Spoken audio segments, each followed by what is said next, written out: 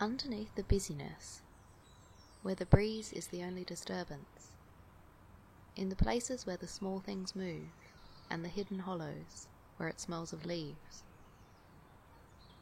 there our minds do wander, drawn in by the flick of a leaf in the breeze, or the tracks of tiny insects, to that world that as children we instinctively knew.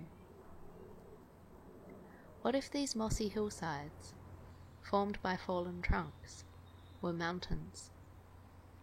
The forests of fungi, tiny homes. The treetops, a green palace on high.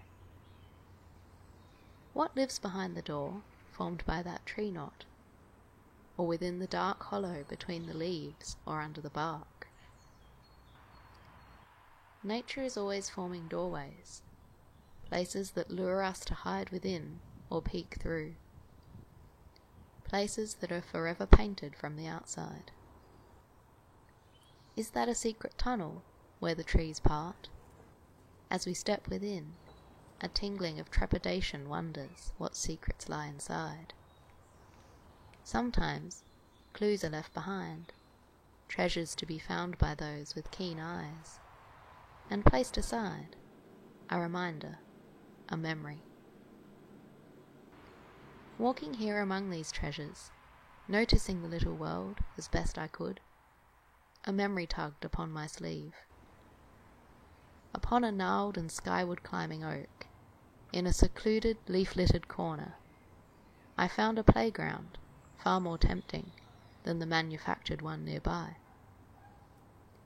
It was not ours, but we had one just like it, a place to climb and crawl into the secret lives we built inside the little world.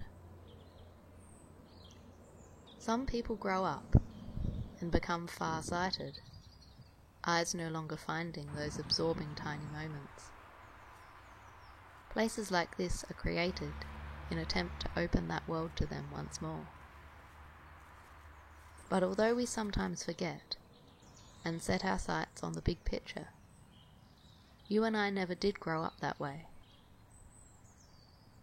On the special occasions we share, we come here to the little world, and we breathe its calm and drink its promises.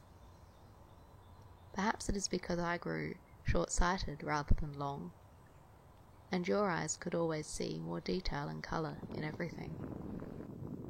Or perhaps it is because we remind each other, come back here, look there, how the leaves have fallen, and we give each other company a while, to brave the mysterious hidden places, to fall into the smallness of a single leaf, and leap into the sea of a single drop inside a hollow log, here in the little world.